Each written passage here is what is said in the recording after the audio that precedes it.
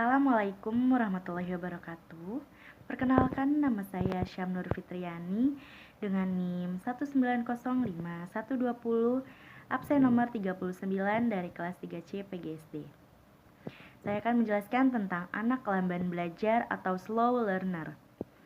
Anak lamban belajar atau slow learner adalah anak yang memiliki potensi intelektual sedikit di bawah anak normal.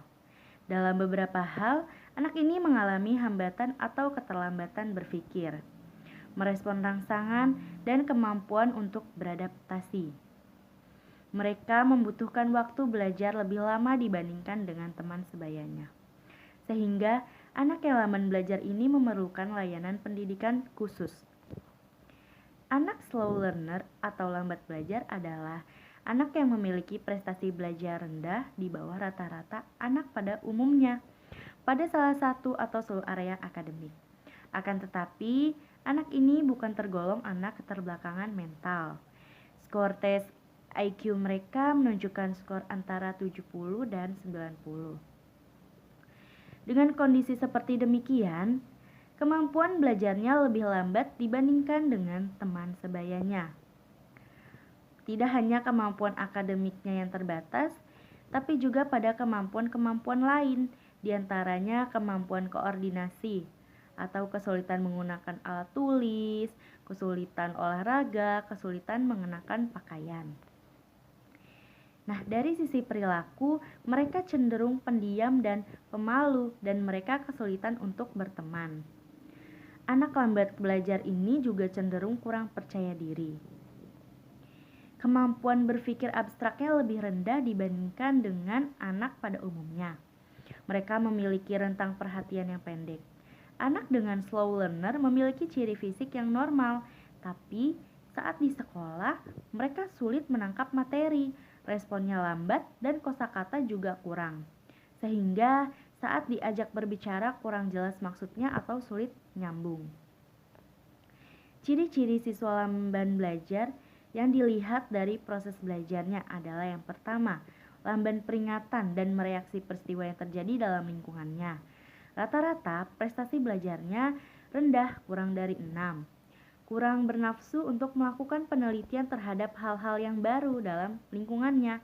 Kemudian, siswa lamban belajar daya tangkap terhadap pelajaran lambat. Siswa lamban belajar tidak banyak mengajukan pertanyaan-pertanyaan. Siswa lamban belajar kurang memperhatikan terhadap apa dan bagaimana tugas itu dapat membangun dengan baik. Dalam belajarnya, banyak menggunakan ingatan atau hafalan daripada logika. Kemudian, anak ini tidak mampu menggunakan cara-cara tertentu dalam mempelajari pengetahuan. Siswa lamban belajar kurang lancar berbicara, tidak jelas dan gagap. Siswa lamban belajar sangat bergantung pada guru dan orang tua, terutama dalam membuktikan pengetahuan yang sedang dipelajarinya. Siswa lamban belajar lebih sering salah. Anak ini memiliki daya ingatan yang lemah, mudah lupa dan menghilang. Siswa lamban belajar lemah dalam mengerjakan tugas-tugas latihan di sekolah dan di rumah. Anak ini pernah tidak naik kelas. Anak lamban belajar membutuhkan pembelajaran khusus. Antara lain, yang pertama itu waktu yang lebih lama dibanding anak pada umumnya, kemudian ketelatenan dan kesabaran guru untuk tidak terlalu cepat dalam memberikan penjelasan. Kemudian, memperbanyak latihan daripada hafalan dan pemahaman. Menuntut digunakannya media pembelajaran yang variatif oleh guru. Diperlukan adanya pengajaran remedial. Berikut adalah tips bagi orang tua dengan anak slow learner. Yang pertama, pengulangan secara terus-menerus. Materi yang sedang dipelajari diulang-ulang sebanyak 3-5 kali. Kemudian dibutuhkan penguatan kembali melalui kegiatan praktek atau yang familiar untuk dapat membantu proses generalisasi. Berikan instruksi secara lebih sederhana dan secara bertahap.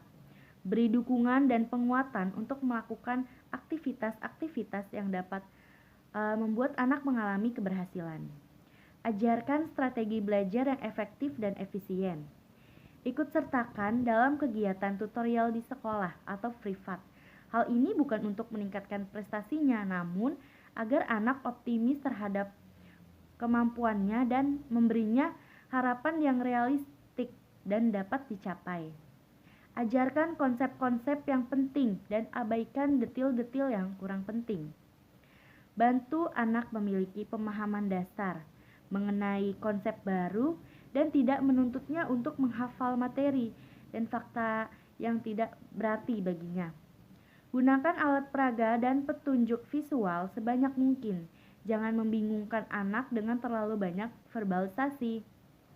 Tidak memaksakan anak untuk bersaing atau berkompetisi dengan anak yang memiliki kemampuan lebih tinggi, melainkan ajak anak untuk belajar dengan bekerja sama, sehingga dapat mengoptimalkan pembelajaran, baik bagi yang berprestasi maupun yang tidak.